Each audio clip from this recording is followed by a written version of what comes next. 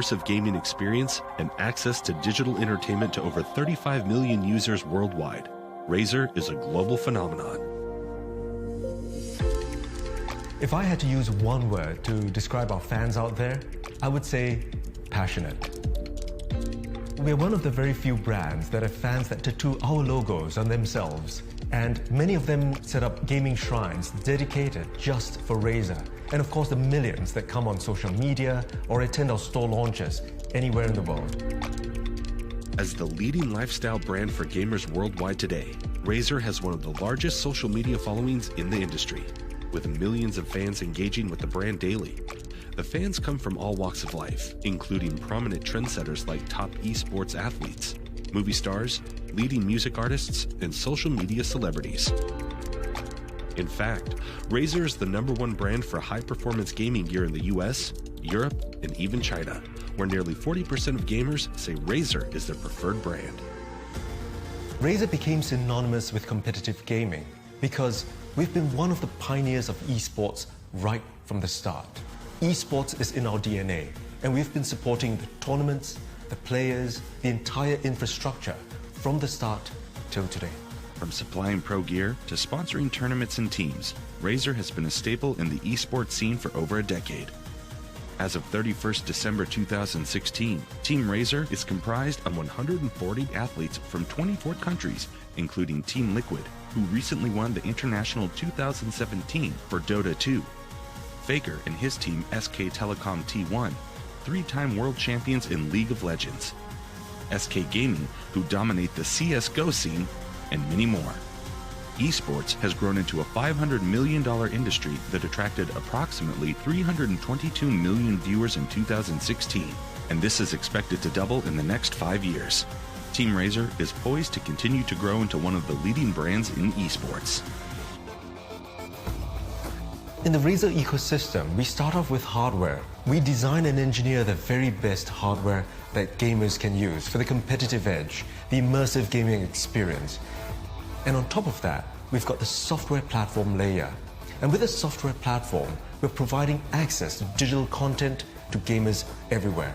Now, finally, we've got the services that they can make use of, where they're able to partake in accessing the best digital entertainment, enabled for them to pay for digital content, and in lieu of doing that, be able to then claim for the very best hardware again, creating this virtuous cycle through the entire Razer ecosystem. The first part of the ecosystem features top-of-the-line gaming peripherals, high-precision mice, customizable keyboards, and fully immersive audio devices. According to New Zoo, Razer is the #1 brand in terms of ownership for gaming peripherals in US, Europe, and China. Additionally, hardware includes cutting-edge gaming laptops. According to New Zoo, Razer is one of the top 3 most popular gaming system brands among gaming-focused brands. And with over $1 billion worth of products sold in the last 3 years, Razer's user base continues to grow. The software platform allows Razer to maintain an ongoing relationship with users, keeping them engaged and communicating with them, while data analytics allows Razer to learn about them and improve the user experience and design better products. As of 31st December 2016, Razer has over 35 million registered gamers who use Razer Synapse, an Internet of Things platform for the hardware, Razer Chroma, an RGB lighting technology system, and Razer Cortex, an all-in-one app that optimizes games, finds the best deals for gamers, and more. The final part of the ecosystem is services, which allows Razer to monetize the platform. Razer Z Gold is a virtual credit system for purchasing games and items from different content providers. Users can purchase over 2,500 game titles from over 1 million online and offline distribution points, and that list is growing with partnerships with MOL in Southeast Asia and the 3 Group in Europe. Together, Razer hardware, software, and services integrate with each other into a seamless ecosystem, creating a virtuous cycle for gamers. Razer is one of the few companies with a global footprint in the gaming industry, selling products in 65 countries, 99 online platforms, and more than 24,000 retail outlets. Additionally, 6 Razer stores worldwide provide the ultimate hands-on Razer experience, and a dedicated online store ships directly to customers' doorsteps. The revenue base is geographically diverse, with 49% from the Americas, 28% from Europe, the Middle East and Africa, and 23% from Asia Pacific, including 11% from China. We're seeing the convergence of entertainment happening, whether it's movies, music, or gaming, and the gamer is growing up together with all of that. And in the future, in the next 10 years, we hope to deliver the very same thing that we've done for gamers today, but for all of entertainment. Gaming is one of the biggest opportunities in the world today. And at Razer, we are at the forefront of gaming. So we invite everyone to join us in our mission for gamers by gamers.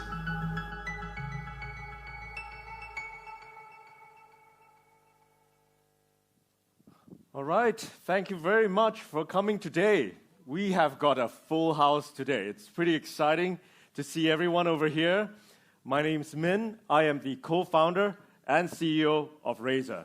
So thank you so much for taking the time today. Just maybe a quick show of hands. I see a lot of people out here. Any gamers out here today?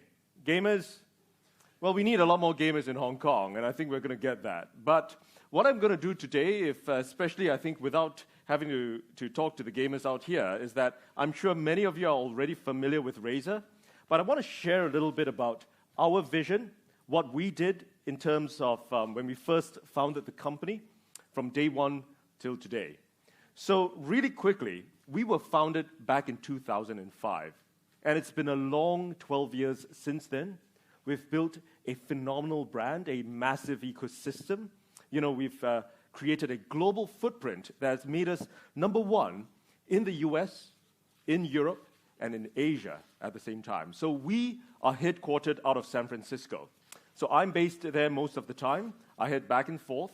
You know, our dual headquarters are out of Singapore, where our CFO, Edwin, resides together with our COO. I'll do some quick introductions afterwards about the team.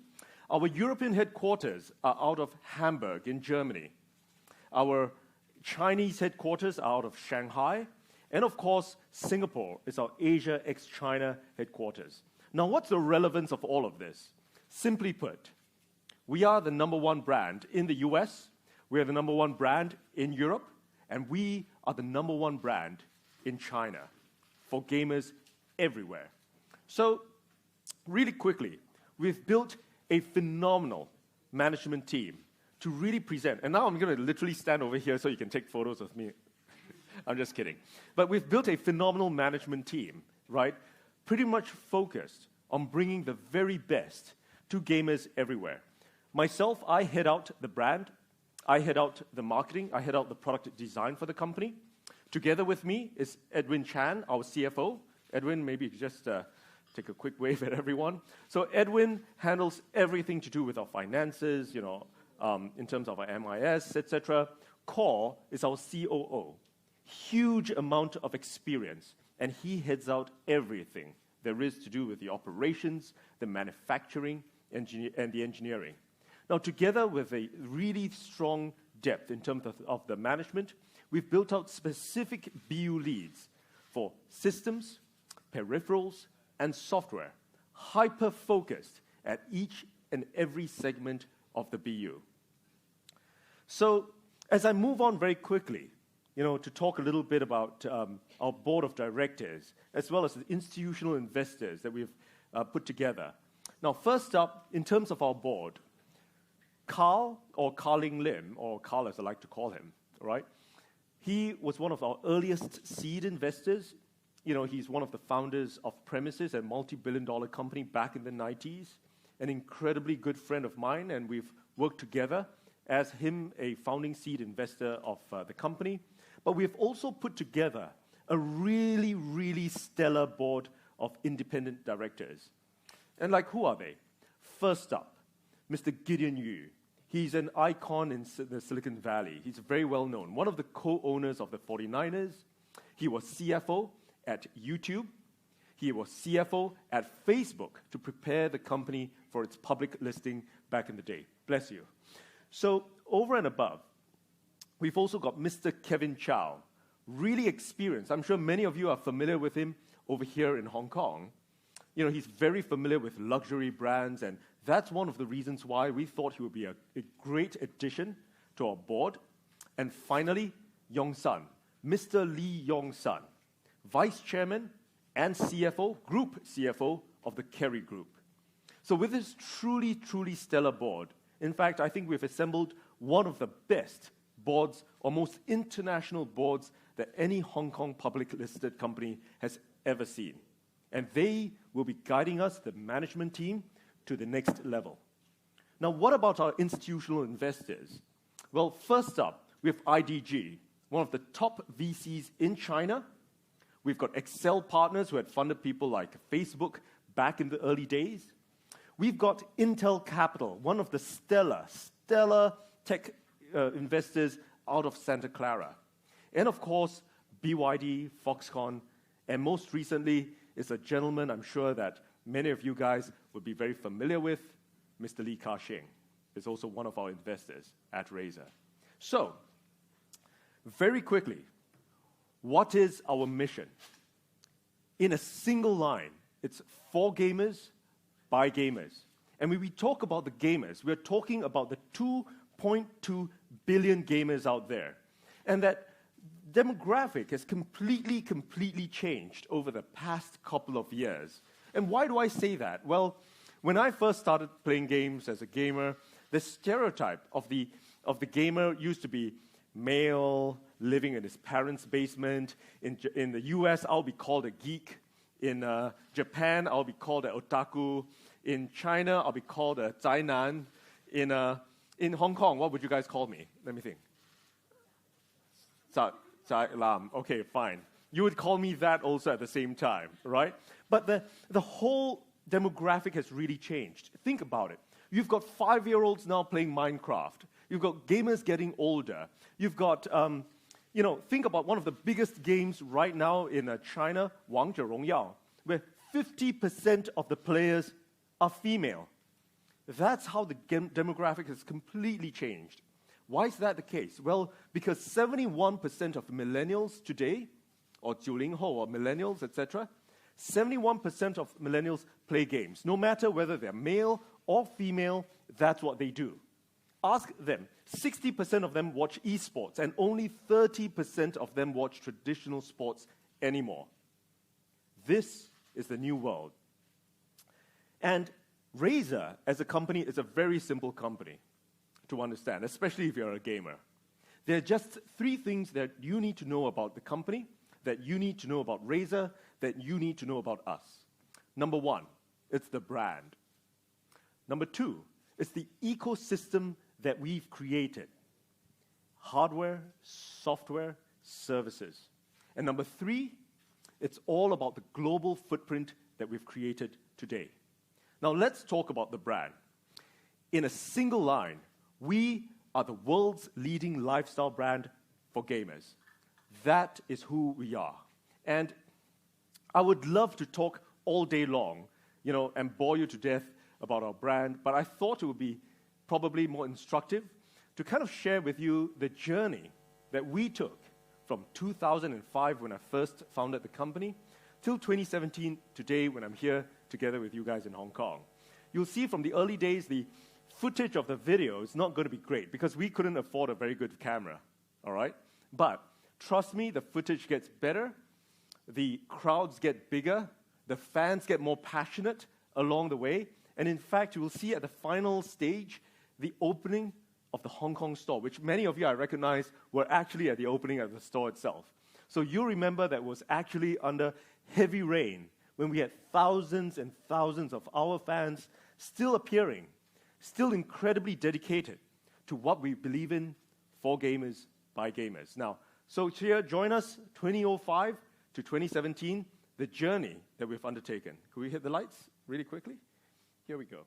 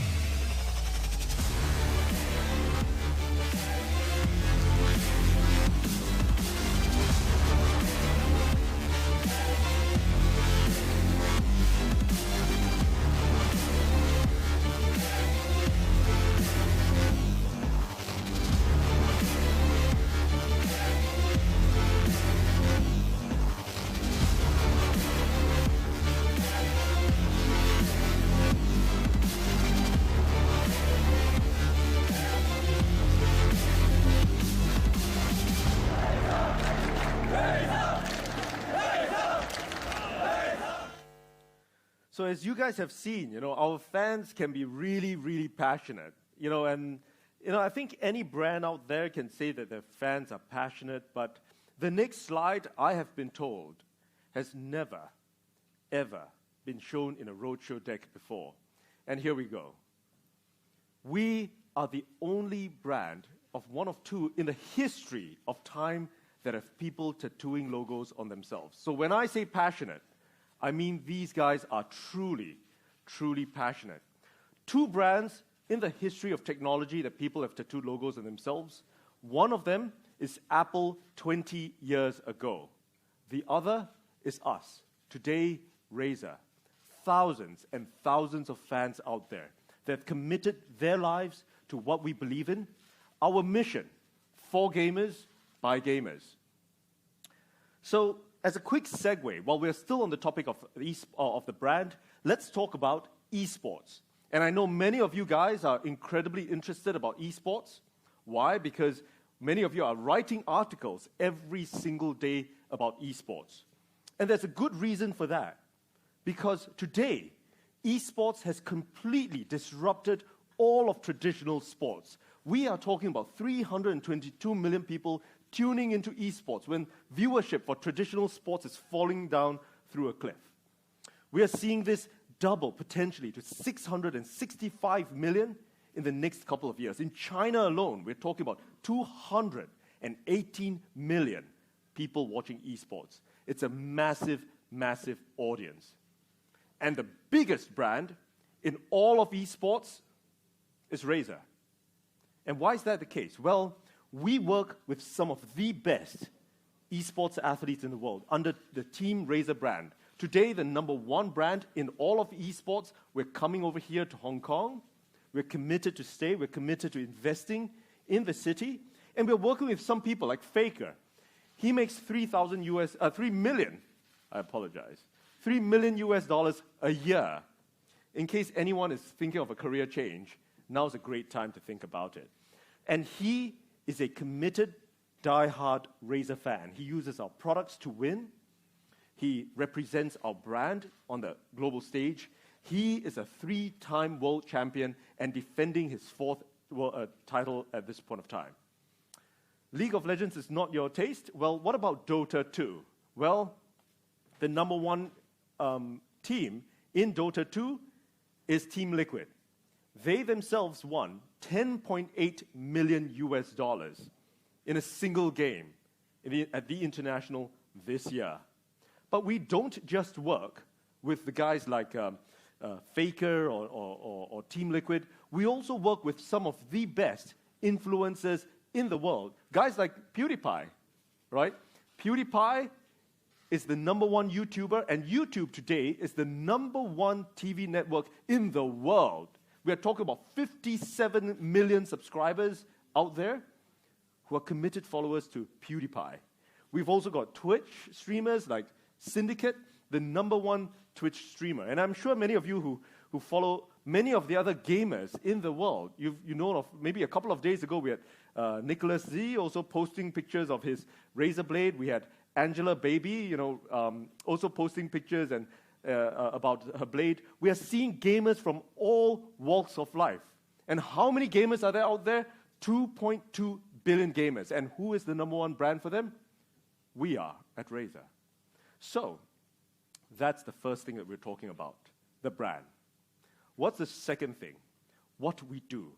We have built a phenomenal and incredible ecosystem of hardware, software, and services. Now, bear in mind, we are not a hardware company. Some people might say, isn't Razer a hardware company? We're not a hardware company. And some people might say, Razer's got tons and tons of software people. In fact, most of the people at Razer are software engineers. Yes, but we are not a software company either. Now, some of you will say, well, didn't Razer design and launch one of the best new services for gamers just recently called Z-Gold? Yes, but we are not a services company too. What we are is an ecosystem company, an ecosystem of hardware, software, and services with one person in the middle, and that is the gamer. So the gamer is who we design for. today we are number one in the world for gaming peripherals. We're one of the top 3 brands in the world for gaming laptops. And we have sold over $1 billion US dollars for the past 3 years for hardware alone. Software. We've built a massive, massive software platform. We've got an IoT platform called Synapse that connects everyone together. We've got a Chroma platform, an RGB platform that is peerless to none in the world. We've got Cortex, that single third-party platform that binds all of the other launchers together. And how many people do we have on it? Well, over 35 million users on our platform, close to 40 million users today. And finally, the first service we just launched this year with close to 3 million wallets that have been created, Razer Z Gold, that single virtual currency that binds all of the 2,500 games out there. Everything revolving around one thing, and that is the brand. So from the hardware, from the very early days when we first created the company, to 2005 till today, we continue to disrupt the entire gaming peripherals category. We continue to disrupt the gaming laptop industry. We've now shipped how much? $1 billion of product over the past 3 years. On top of that, we've also got software.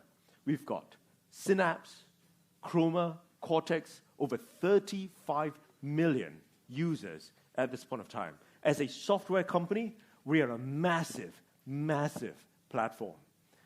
Finally, Z Gold. Now, how do you buy Z Gold? Well, Z Gold, you can buy it online with Visa. You can buy it offline with over 1 million points offline that gamers can exchange money to top up their digital wallets. And what for? To play games for over 2,500 different games out there.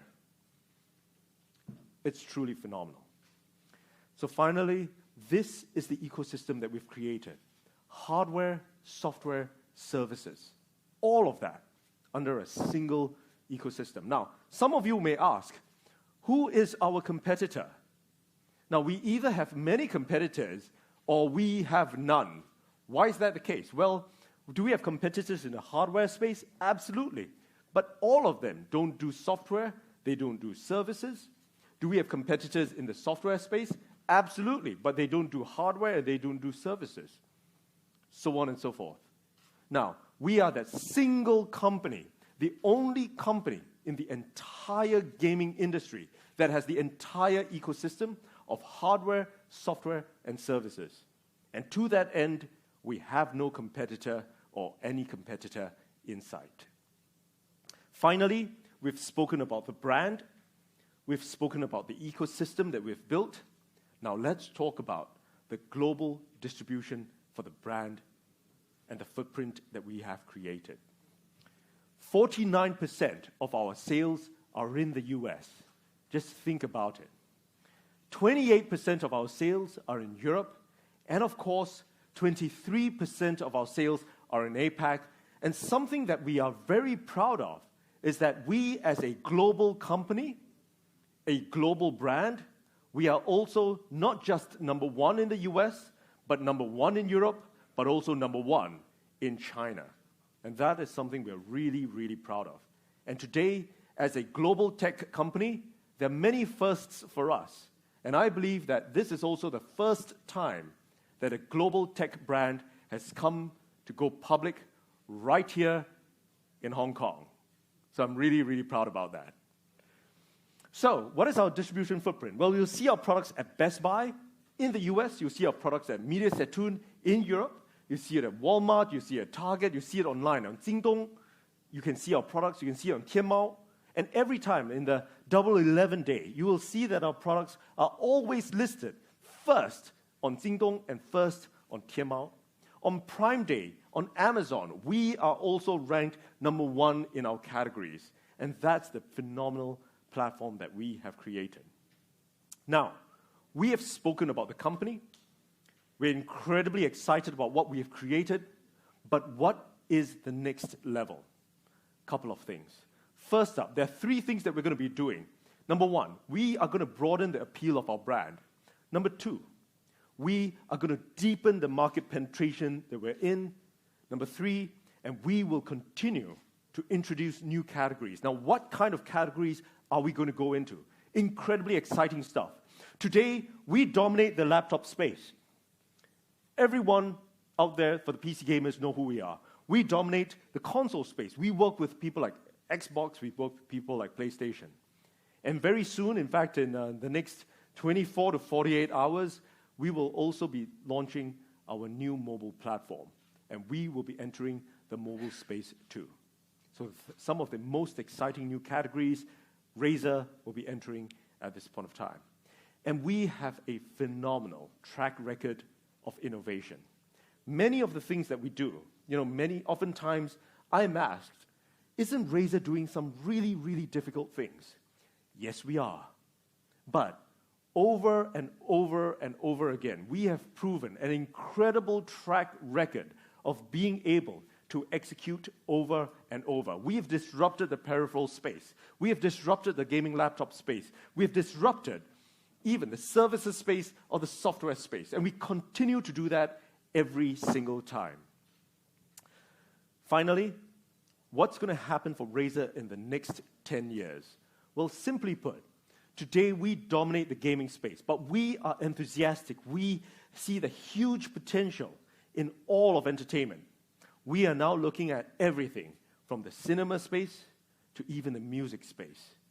And to that end, I look forward to having every single one of you join us for our mission, join us for our journey, join us for the rest of the way when we focus on just one thing, for gamers, by gamers.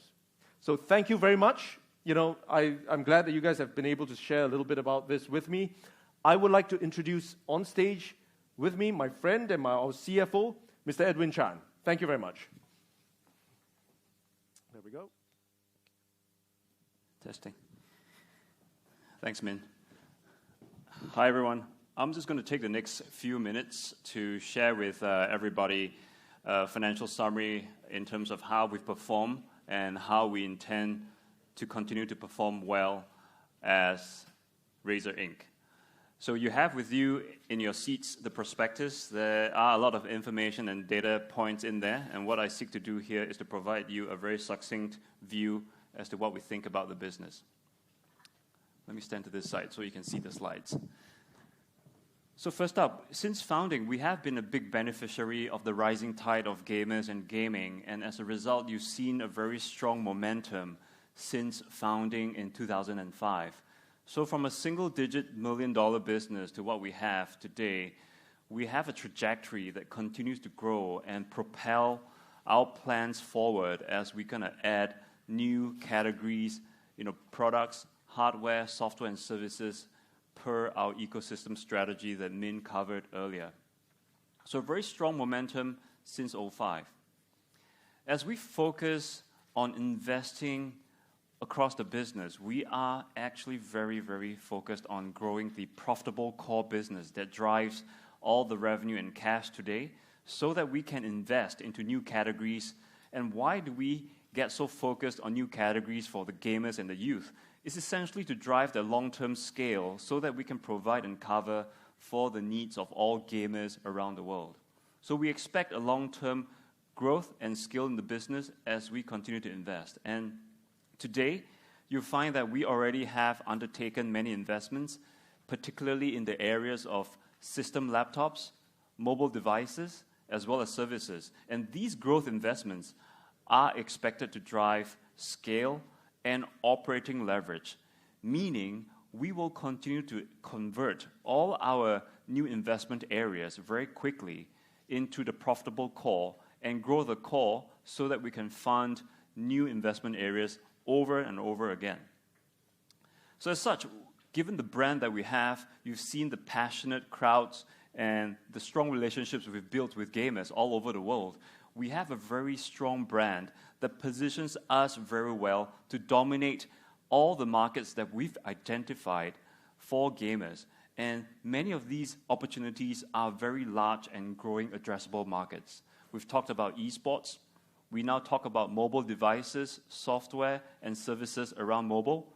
We also see China as a very big opportunity, partly why we are listing Razer in Hong Kong. And last but not least, you'll find that in the numbers shown in the prospectus, we have one of the strongest working capital cycles. What it means is that we are very good curators of our cash. We've also been very blessed by a very strong supportive base of shareholders, including Mr. Li Ka-shing.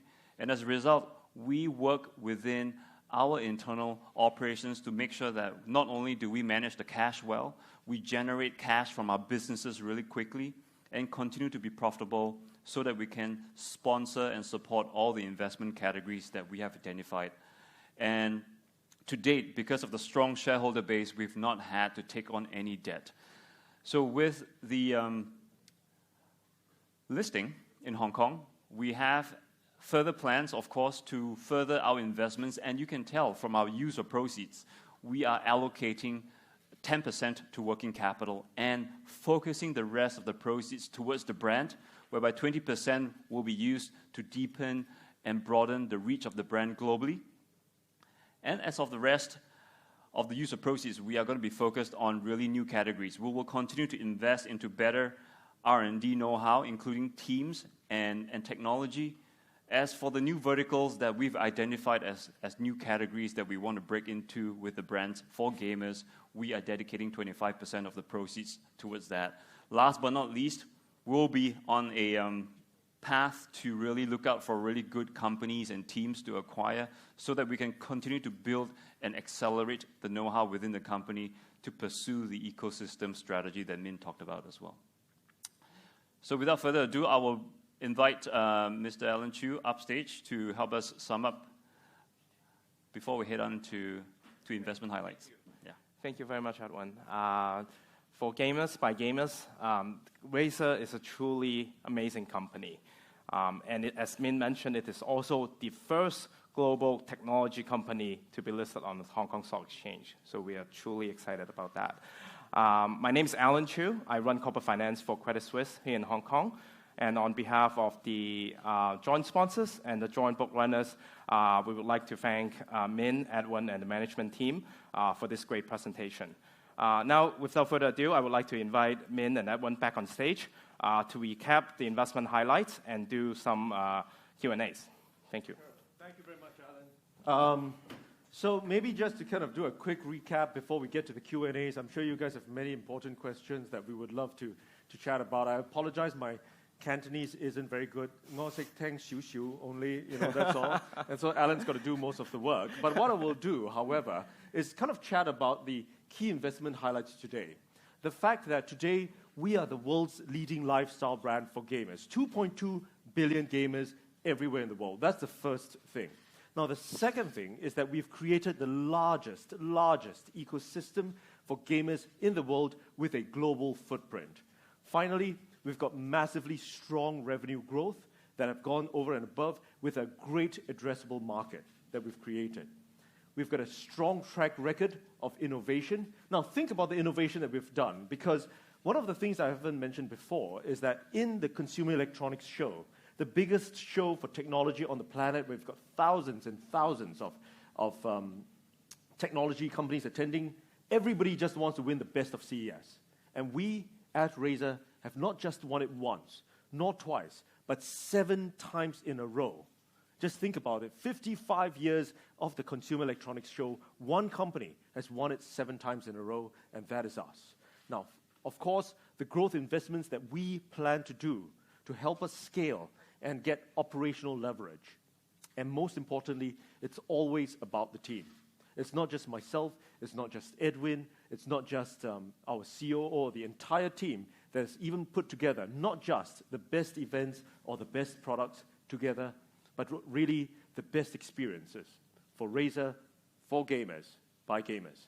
So without much further ado, Alan, I'll leave you to moderate questions on our behalf as we do the Q&A. Great, right? Thank you, Min. Now we would like to open up the floor for questions. Maybe this gentleman over there. Yeah, the first one.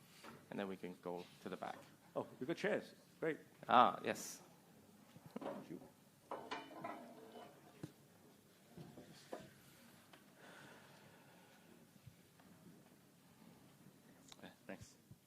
Thank you very much.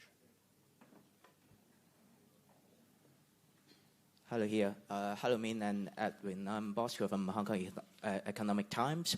I have two questions here. The first one is about, as we know that the Razer has a very unique concept, as you also mentioned that there is no real competitors in the market. So I was just wondering, what is the most asked questions by the investor during the IPO process when you talk with them? What is their most concerned part for the company? And the second question is, I know that there are many positive feedback from your user, but there are also some negative comment which I read in the some online platform, forum platform, and they're talking about the product of the Razer is quite expensive and it's not very durable. So I want to know that are you going to launch some lower end product to facilitate those mass market, and also how do you reply to the user that they criticize your product is not very durable, it's easy to damage? Thanks. Sure. So maybe I'll deal with the first question. I think about the questions that we usually get from the investors, I think during the roadshow. I think the real question is really, how can we continue sustaining, I think, this incredible growth that we've got over the past couple of years. And many of them ask, we've got some great track record, we're continuing to grow, we're dominating category after category. How are we going to be able to do that? And to that end, we say we do exactly what we've done before, right? We build the hardware, we build the software, we build the services for the gamers everywhere.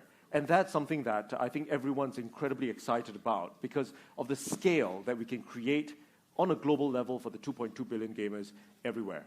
Now, for the critique, I like to say sometimes that when you're doing something, different, when you're trying to do something great, you're going to get people who are positive about it, and you're going to get people who are negative about it. Now, to share my thoughts, I think about the price points that we have, Razer is a premium experience.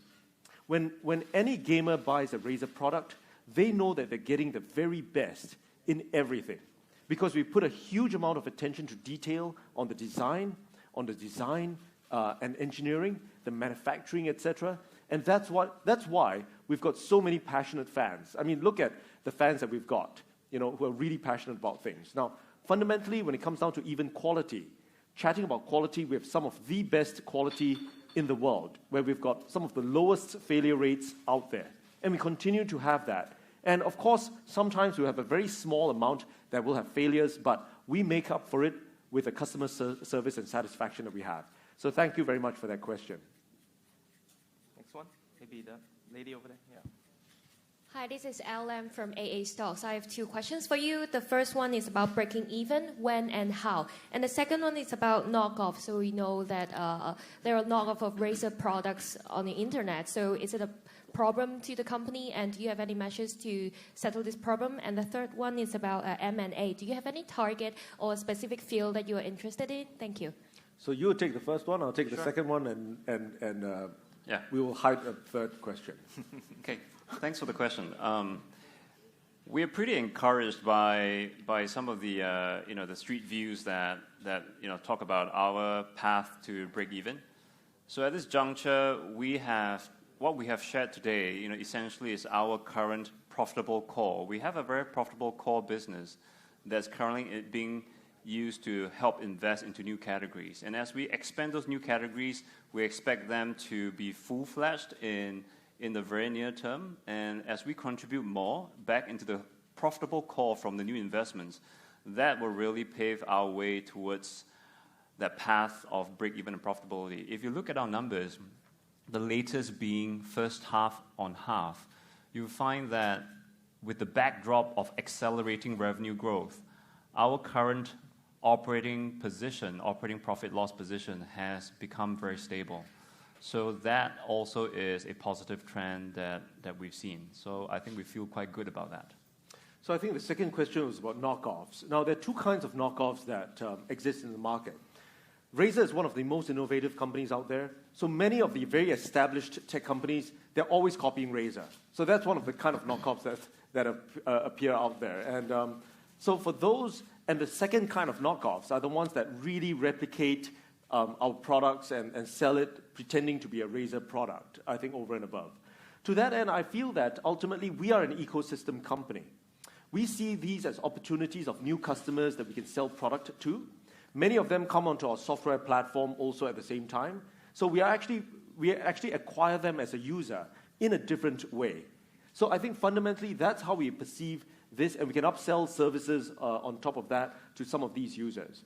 So that's the way that we see some of these knockoffs, I think, over and above. And candidly, a Razer fan usually seeks out a Razer product. He generally knows that it's a little bit more expensive, a little bit more premium, over and above. If it's too cheap, it's probably not a Razer product, on top of that. But I think that's one of the reasons why I think people really seek out for true premium Razer products. Right. On M&A, we shared the slides on user proceeds, so we're going to dedicate a sizable piece to M&A. And what we've done traditionally is not to acquire companies for the sake of revenue or enlarging the operations. It's about really acquiring good teams with good know-how, sometimes with technology and IP as well.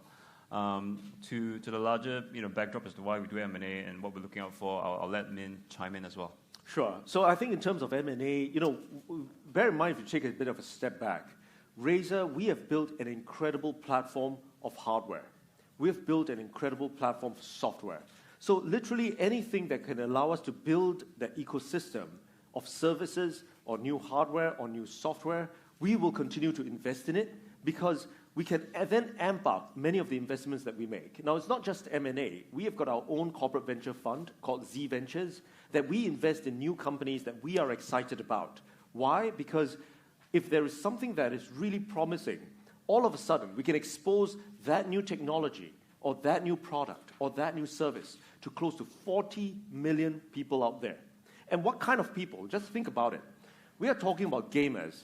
And if you think about all the new technologies that have come about in the recent years, virtual reality, motion sensing, right? All kinds of different kinds of stuff that really cater first up to entertainment. It's really gamers today that are pushing the next frontier of technology. So those 40 million people are some of the biggest taste makers or the front runners of technology out there. So that's some of the stuff that we're keeping an eye out for. Right. Next one. Maybe that gentleman over there, the last one. Feel free to ask the questions in Cantonese, by the way. I mean, that's whether I'm a real no, we'll try to answer them. Okay. Good afternoon, Victor Chen from Now TV. I have two questions for now. One is, yesterday we talked to Ms. Selena Chow, and seems she has expectations for Razer to develop as a lifestyle brand, especially those away from gaming and esports. And Min, you just mentioned cinema and music and as potential new fields of business. Can you also talk a little bit more about it? And are you growing it in an organic way or through M&A? And question number two is the development in China. The government is trying to have more control in the media field. As you've seen in the past couple of months, one of Tencent's games has been criticized for addicting the youth and so on and so forth.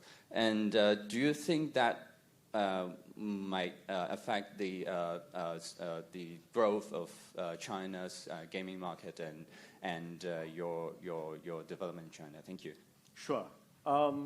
So when it comes to, I think, broadening the field for Razer, today we do incredibly well for gaming. So every gamer out there knows us. So as I shared a little briefly just now, we believe that entertainment is going to be very important in the future. And that's why we've gone on and we've acquired THX, one of the biggest brands in cinema in the world, right? It was founded by George Lucas, the director behind Star Wars. And today the THX brand is massive in the ecosystem. I am actually CEO of THX too. So I run THX, together to drive the business. We see that as a massive opportunity for ourselves. Now, that's one end that we're approaching the entire entertainment space. On another end, we're working very closely with many of the entertainment or the film or the movie business guys at the same time, and many of whom I think you might have seen at the luncheon also yesterday, who turned up. I think we're looking for strategic partners that we can work together. Someday, I hope to I'm not going to make jokes here, I'm sorry. So I was going to make jokes halfway through. But, even working together with the movie companies is something that we are looking definitely forward to do. Now, what was the second question? Yes, regulatory. So bear in mind, at Razer, 1/3 of our business is in the US, 1/3 in Asia, 1/3 in Europe.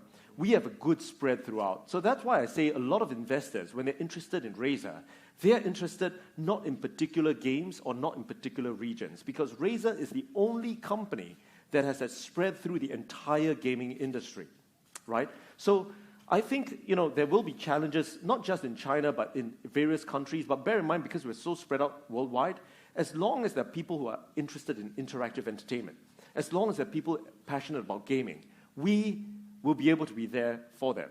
Whether it's one particular game that is approved or not approved in one country or the other, there will be many, many other games that we will be able to work with. And fundamentally, I think most countries, that much said, whether it's China or other countries, really look at gaming in a very positive light. Why? Because gaming is inevitable. It's one of the biggest forms of entertainment. And I believe that everything is good in moderation, right? And that's something that Razer believes in. And we really work very closely with the authorities and with the game companies to be able to encourage that. All right? We have one more question over there, maybe? That lady, yeah. Hi, this is Laura from South China Morning Post. Follow up on China. You said China is a key growth market for our company, but currently 11% of the sales is from China. Could you elaborate on how you plan to increase that portion, expand in the Chinese market? For instance, you partnered with Hong Kong's 3 Group to launch concept stores in Hong Kong, but in China you said people can buy your products on Tmall and JD.com. Do you have similar plans in China to work with local partners? Thanks. Sure. So really quickly, bear in mind, while China is a potential growth market for us, bear in mind that instead of most companies that have seen challenges in other markets and they're looking at China, for us at Razer it's different. The entire gaming market is growing aggressively. So US is growing for us, Europe is growing for us. Now China, we are particularly excited about because we're one of the few tech brands, global tech brands, that have the #1 brand position in China. Right now, we've opened 1 store in Shanghai that's doing incredibly well. We work with our partners like JD, we work with our partners like Tmall. So we, in the future, intend to continue investing in broadening our channels over there, looking at localizing products, even for the Chinese market. And definitely, today, we are already working with all the big Chinese gaming companies, partners like Tencent, partners like Perfect World, things like that we work very closely with. So in the long run, we see a lot of opportunity for China, and not just China for Razer, but for the rest of the regions too. All right?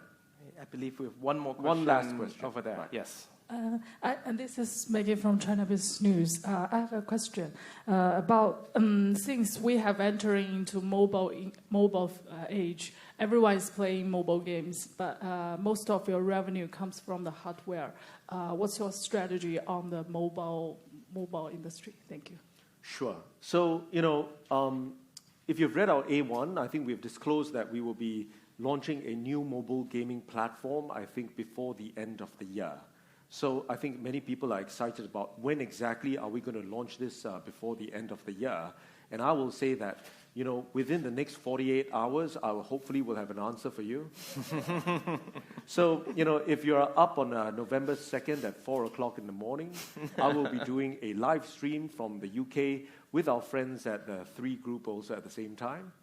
And we are incredibly excited about it. And you guys are very happy, right? Because most of the time when you do Q&A, the company probably doesn't give you a very straight answer. So I'm not giving you a straight answer. It's going to happen, right, pretty quickly. So we are excited about it, all right? And for us, bear in mind, right, the mobile gaming market is comprised all of gamers who already know about Razer, who are incredibly passionate about the work that we do. And we are excited to get into it from a hardware, software, and services perspective. And hopefully we won't just excite the market, but also disrupt the market at the same time. All right? Great. Thank you very much, Min. Right, thank you very much, Alan. Thank you very much. Thank you. Very much, everyone. Just a quick recap. The Hong Kong public offer will commence tomorrow, Wednesday, and will conclude on the following Monday, November the 6th. Thank you very much. Right, thank you. Thank you.